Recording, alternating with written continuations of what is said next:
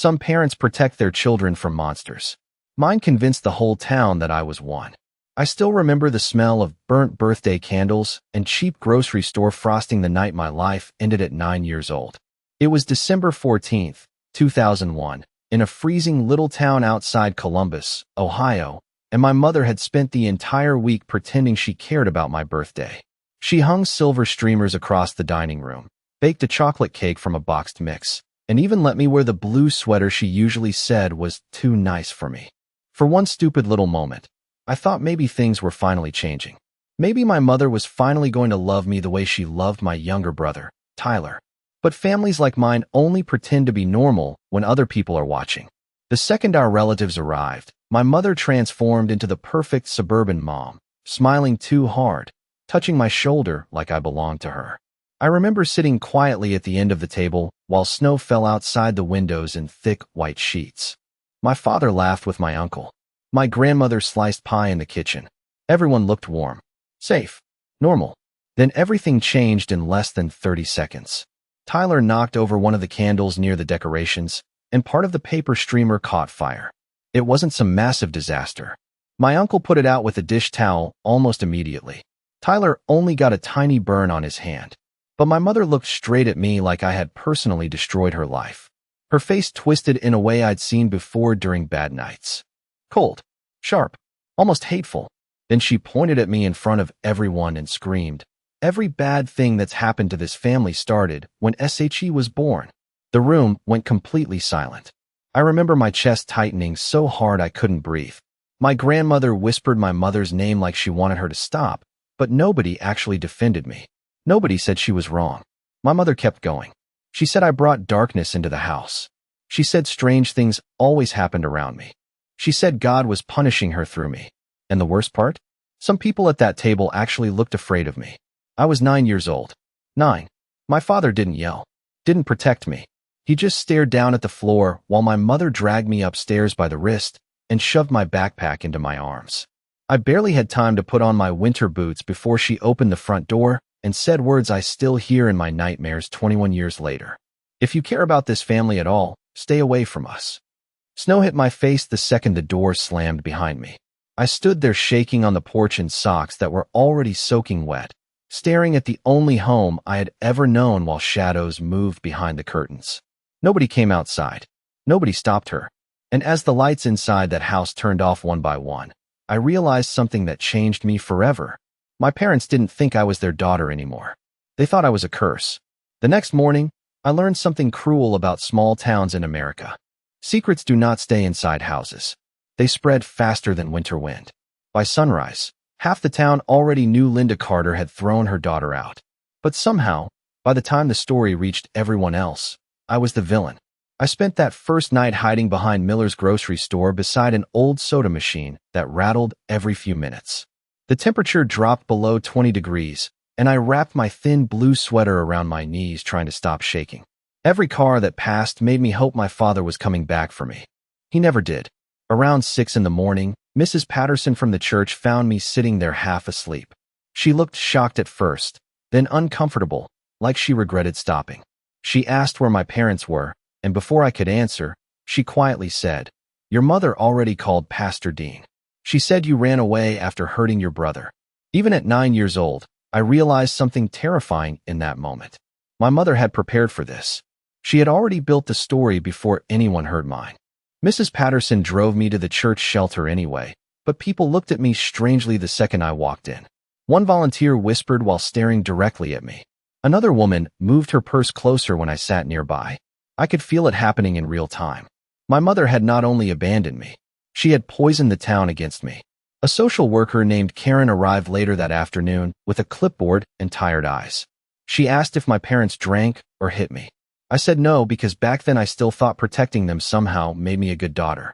Karen told me they claimed I had behavioral problems and violent emotional episodes. I remember staring at her in complete confusion because I had always been the quiet kid in school. The kid teachers forgot was even there. But lies sound believable when adults repeat them enough times, especially in towns where everybody already thinks they know your family. For the next few weeks, I moved between temporary shelters, church basements, and cheap motel rooms funded by county assistance. I carried everything I owned inside a faded backpack with a broken zipper. Most nights, I slept in oversized donated clothes that smelled like somebody else's laundry detergent. At school, things became even worse. Kids started calling me curse girl behind my back. Some parents complained when I sat near their children during lunch. One boy asked if his house would burn down if he touched me.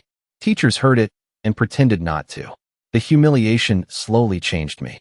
I stopped raising my hand in class. Stopped trying to explain myself. Stopped crying in front of people. Because every single time I looked vulnerable, someone treated me like I deserved what happened. Then one Friday afternoon, while snow covered the sidewalks outside Harding Elementary, I overheard two office secretaries talking near the front desk. One of them said, "Honestly, that Carter girl gives me bad vibes too." The other nodded and replied, "Her poor mother must have gone through hell." I stood there frozen, holding my spelling homework against my chest, realizing nobody was ever coming to save me. Not the town, not the church, not even my own family. In their story, I was not a little girl abandoned by her parents. I was the problem they survived. By the time spring arrived, I had already learned how to disappear. I learned which church volunteers avoided eye contact because they believed my mother's stories. I learned how to stretch one vending machine sandwich across an entire day. I learned that people treat lonely children like invisible furniture unless they become a problem. Most of all, I learned never to expect kindness without conditions attached to it. That was why I did not trust Martha Reynolds the first time she spoke to me. I was 10 years old and sitting alone behind Cooper's diner after school, trying to finish homework beside the dumpster because it was warmer near the kitchen vents. The diner sat off Route 23 outside town, the kind of old roadside place with faded red booths and pie slices spinning slowly inside a glass display case. I used to walk past it every afternoon because the smell of coffee and bacon drifting outside almost made me forget how hungry I was. Martha opened the back door carrying a trash bag almost as big as she was. She looked to be around 70, with silver hair tied in a loose bun and thick glasses hanging low on her nose. She spotted me immediately, but did not act surprised. She just stared for a second before saying, "If you are going to freeze back here, at least come sit near the heater vent." I almost ran away. Adults usually only noticed me when they wanted information or trouble. But Martha did something strange. She did not ask what happened to me. She did not ask where my parents were. She did not give me that fake pity smile people use when they already think your life is ruined. Instead, she disappeared inside and came back carrying half a grilled cheese sandwich and a bowl of tomato soup. "Employees cannot eat unsold food after closing," she said quietly. "Would be a shame if somebody else did." That meal changed something inside me. Not because of the food. Because it was the first time in months someone helped me without forcing me to explain why I deserved it. After that day, Martha started letting me sit inside the diner during slow afternoon hours. I stayed in the last booth near the coffee machine doing homework while truckers and tired factory workers came and went. Some customers stared because everyone in town knew who I was, but Martha never allowed gossip near me. One afternoon, I overheard a waitress whisper, "That is the Carter girl." Martha immediately replied, "No, that is Evelyn. Learn the difference." I never forgot those words. For the first time since being abandoned, somebody separated me from the story my mother created. As weeks passed, Martha slowly became the closest thing I had to family. She taught me how to count cash registers, clean tables properly, and refill ketchup bottles without wasting product. She paid me $5 here and there for sweeping floors, even though I later realized she was mostly inventing work just to help me eat. But the most important thing Martha gave me was not money. It was discipline. Every night before I left, she made me write down one goal for my future in a little spiral notebook she kept behind the counter. At first, my goals were childish. Own winter boots that fit. Sleep in the same place for more than a month. Finish 5th grade without changing schools again. But one rainy evening, while thunder shook the diner windows, Martha looked directly at me and said something that stayed in my head for the next 20 years. "People only call you worthless when they are terrified of what you might become." Nobody had ever spoken to me like I had a future before. And deep down, I think that was the exact moment I stopped seeing myself as the curse my mother created. By the time I turned 16, people stopped calling me that poor girl and started calling me cold. They were not entirely wrong. Somewhere between sleeping in county shelters and wiping down diner counters at midnight, Something inside me hardened beyond repair. I stopped expecting kindness. Stopped trusting promises. Stopped believing family meant safety. Martha used to tell me that pain either turns people soft or sharp. She would refill coffee cups during the dinner rush and say, "Soft people break easier, Evelyn. Sharp people survive." I became sharp. Every morning before school, I arrived at Cooper's Diner at 5:30 to help prepare biscuits and coffee for the truck drivers coming through Route 23. Then I went to school wearing secondhand clothes and pretending not to notice the stares. After classes ended, I returned to the diner until closing time. Homework happened in booth number 7 beside the pie cooler, while country music played softly through the old speakers overhead. I barely slept 4 hours most nights, but exhaustion became normal after a while. What changed everything was math. Numbers made sense in a way people never did. Numbers followed rules. If you worked hard enough, the answer appeared eventually. During junior year, my accounting teacher, Mr. Peterson, caught me solving advanced finance problems from an old textbook somebody donated to the school library. He looked genuinely shocked and asked where I learned it. I shrugged because I did not know how to explain that balancing diner inventory and stretching every dollar since childhood had basically turned survival into a business course. Mr. Peterson started giving me extra assignments after class. One afternoon, he slid a brochure across his desk for a statewide business competition in Cleveland. "You should enter," he said. I laughed out loud because kids like me did not go to competitions. Kids like me worried about bus fare and winter coats. But Martha overheard the conversation later that night and immediately marched into the back office of the diner. The next day, she handed me a wrinkled envelope with $300 inside. I tried refusing it until she slammed the cash register shut and said, "This is not charity. This is an investment." I still remember taking the Greyhound bus to Cleveland alone with a borrowed blazer that smelled faintly like cigarette smoke. Most of the students there came from wealthy suburban schools. Their parents waited in hotel lobbies holding Starbucks cups, while mine probably barely remembered my birthday anymore. But when the competition started, something strange happened. For the first time in my life, nobody cared about rumors from my hometown. Nobody looked at me like I carried bad luck. They only cared about results. And I won. First place in the entire state. A private business college in Chicago offered me a partial scholarship before graduation even happened. I should have felt happy, but honestly, the strongest emotion I felt was relief. Relief that I finally had a way out of Ohio. A way out of the whispers and pity and poison memories. The night before I left for Chicago, Martha closed the diner early and made us grilled cheese sandwiches after the customers were gone. Rain tapped softly against the windows while she counted receipts at the register. Then she looked at me and said quietly, "One day the people who abandoned you will hear your name again. Make sure it costs them their pride." At the time, I thought she was just angry on my behalf. I had no idea how right she would eventually become. Chicago felt like another planet compared to the town I grew up in. Nobody there cared who my parents were. Nobody whispered when I walked into a grocery store. Nobody looked at me like I carried bad luck in my pocket. The city moved too fast to care about broken little girls from Ohio. And for the first time in my life, anonymity felt like freedom. I rented a tiny studio apartment above a laundromat on the north side during my first year of college.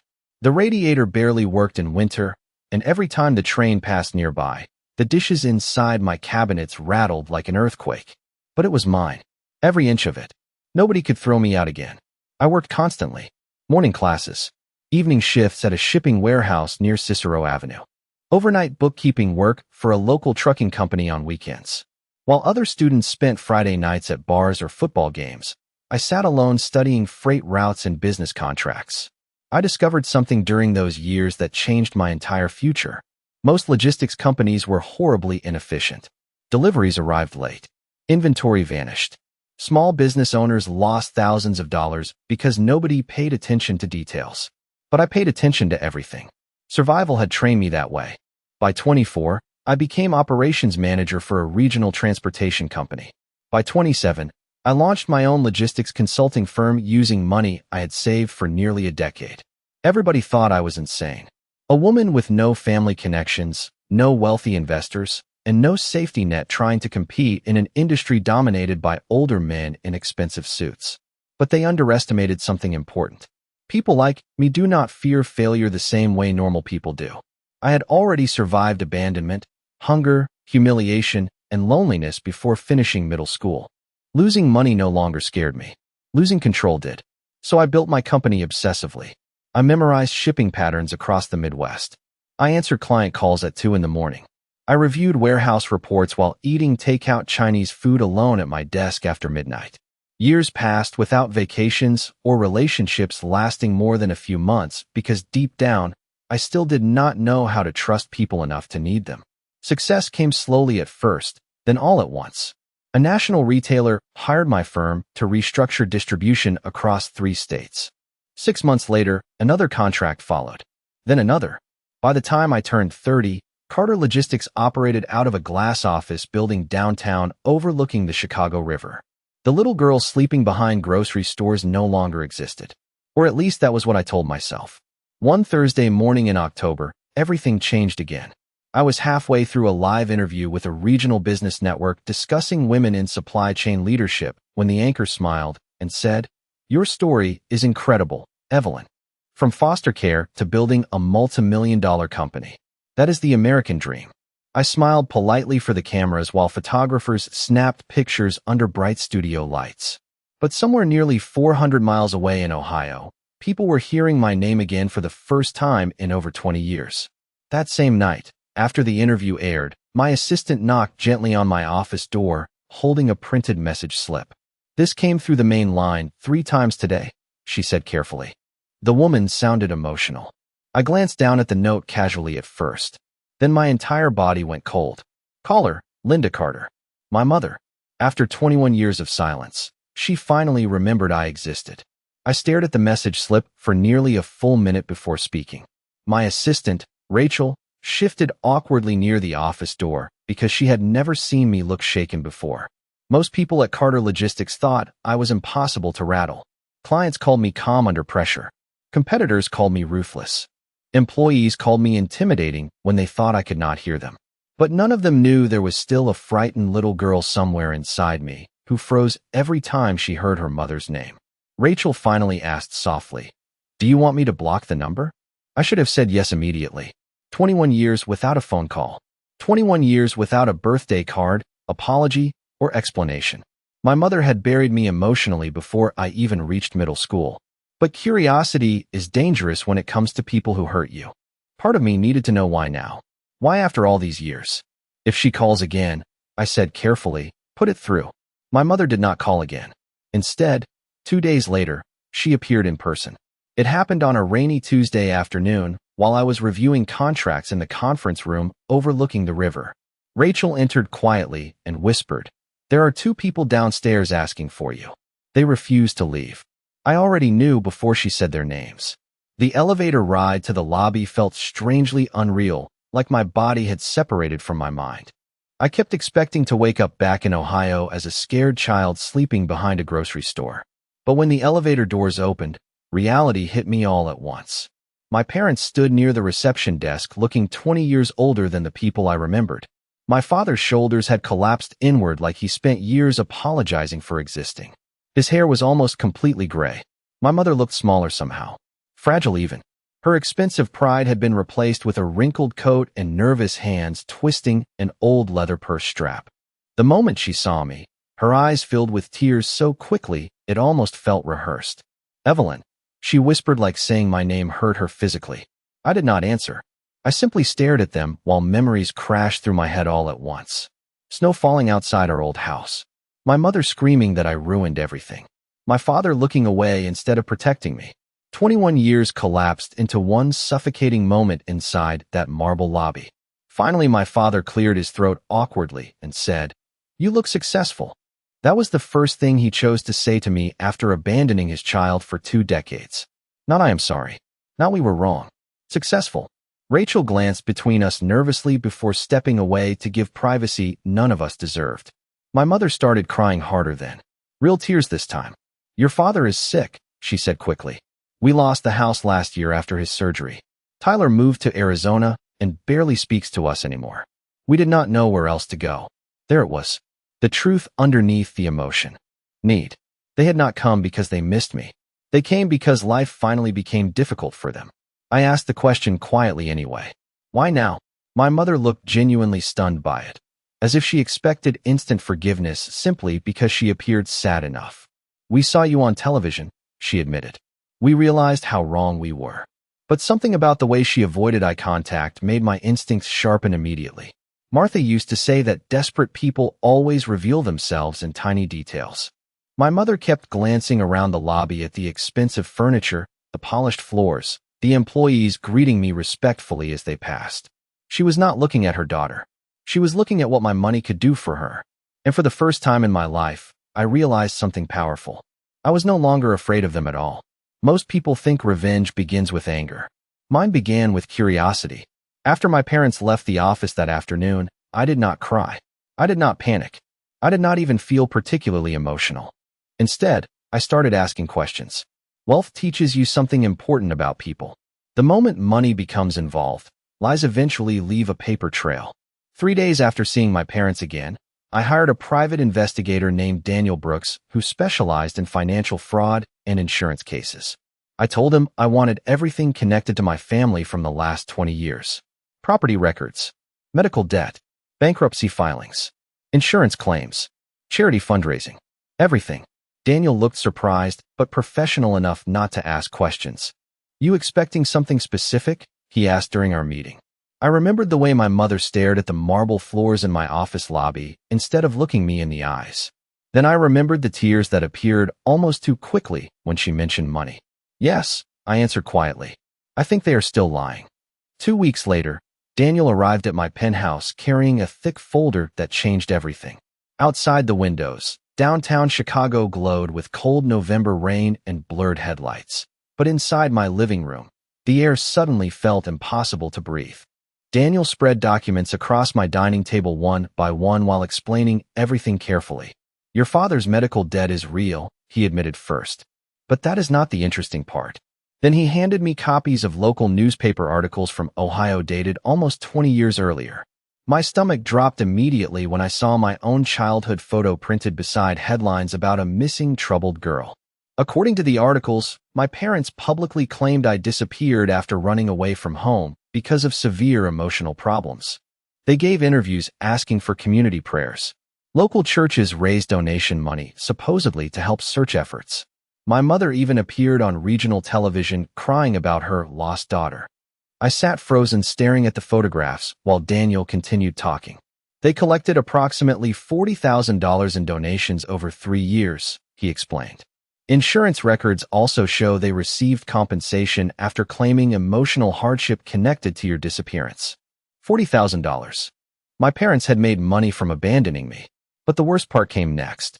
Daniel slid one final document toward me. It was a copy of a handwritten witness statement from a retired social worker named Karen Mitchell. I recognized the name instantly. She was the exhausted county worker who interviewed me after I got thrown out as a child. According to the statement, Karen repeatedly warned local authorities that my parents intentionally forced me out of the home and manipulated the narrative afterward. But nobody pursued the case because my parents convinced everyone I was emotionally unstable. My hands started shaking for the first time in years.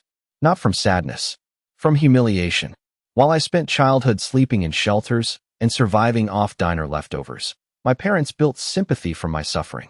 The town that treated me like a curse had spent years comforting the people who created the disaster. Daniel finally asked carefully, "What do you want to do with this?" I walked toward the windows overlooking the Chicago skyline, while memories crashed through my head again. My mother screaming during my birthday party. The whispers at school. The volunteers pulling their purses closer near me. All those years, I thought people simply believed lies because they were weak. But now I understood something worse. My parents had actively fed the story for decades because victimhood benefited them. Suddenly Martha's words echoed inside my head clearer than ever. Make sure it costs them their pride. I turned back toward Daniel slowly and asked him to arrange something for me. A family dinner back in Ohio. Invite everyone. Relatives, former neighbors, church members, anybody who spent 20 years believing I destroyed my own family. If the Carters built their reputation using my pain, then I was finally going to make them watch that reputation collapse in public. The dinner took place 3 weeks before Christmas at the old banquet hall outside Columbus where my parents used to attend church fundraisers and anniversary parties. I rented the entire building for the evening and paid for everything myself. White tablecloths, fresh flowers, expensive catering, soft piano music drifting through hidden speakers. From the outside, it looked like a beautiful family reunion hosted by a successful daughter reconnecting with her roots. That was exactly what I wanted everyone to believe at first. By 6 o'clock, the room had filled with familiar faces from my childhood. Former neighbors, church members, distant relatives who had spent years pretending my disappearance was some tragic mystery instead of an ugly truth everyone ignored. Some people barely recognized me at first. Others stared openly once they connected the polished businesswoman greeting guests politely with the frightened little girl they once whispered about. My mother arrived wearing a navy blue dress I suspected she bought specifically for the occasion. She smiled too brightly the entire evening, introducing herself to people as if she had always been proud of me. "Evelyn has done so well for herself," she kept saying while touching my arm possessively. Every time she did it, my stomach tightened. My father mostly stayed quiet, looking nervous each time someone congratulated them for raising such a strong daughter. The hypocrisy almost impressed me. Dinner began normally enough. Guests laughed. Wine glasses clinked softly. Stories about old times floated across the tables. At one point, my Aunt Susan leaned toward me and whispered, "Your mother never gave up hope you would come home someday." I nearly laughed out loud hearing that. But instead, I smiled politely and stood up from my chair near the front of the room. The entire banquet hall slowly quieted as I lifted my champagne glass. "Thank you all for coming tonight," I began calmly. "I know many of you spent years praying for me after I disappeared as a child." Several guests nodded sympathetically while my mother dabbed fake tears from her eyes. Then I continued, "But there is something important I think everybody here deserves to know." At that exact moment, the projector screen behind me lit up. The first image showed an old newspaper clipping with my childhood photo beside the headline, "Missing Troubled Girl Still Not Found." Confused murmurs spread across the room immediately. Then another document appeared, and another. Donation records, insurance filings, witness statements. Every lie my parents built over 2 decades displayed clearly for everyone to see. My mother's face lost color almost instantly. "Evelyn," she whispered sharply, "what are you doing?" I ignored her completely.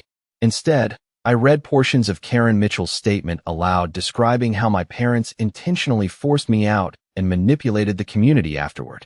Several people gasped quietly. My uncle stared at my father in total disbelief. Even worse, the projector displayed records showing exactly how much money my parents collected from churches and local fundraising efforts connected to my so-called disappearance. $40,000. Suddenly the room felt painfully silent except for the faint hum of the projector. My mother stood abruptly, panic rising in her voice. "That is not true," she snapped. She was difficult as a child. We did our best. But nobody looked convinced anymore. Because for the first time, people were not hearing emotional stories from grieving parents. They were seeing evidence. Cold, organized, impossible to explain away. I stepped closer to my mother calmly and asked the question I had waited 21 years to say out loud. "If I was truly your daughter," I asked softly, "why did you profit from losing me?" My mother opened her mouth, but no words came out. Around the room, faces shifted from sympathy to disgust one by one. And in that exact moment, I realized something extraordinary. The little girl they once called a curse was no longer the most shameful person in the Carter family. After the dinner ended, people left the banquet hall quietly, avoiding my parents as if shame itself had become contagious. Some relatives looked embarrassed for ever believing the lies. Others looked angry because they realized how easily they had chosen comfort over truth all those years ago. But I did not stay long enough to watch the full collapse happen. My revenge was never about humiliating strangers. It was about finally forcing reality into the open. Outside, freezing December air swept across the parking lot, while snowflakes drifted beneath the streetlights. I stood near the entrance waiting for my driver when I heard my mother calling my name behind me.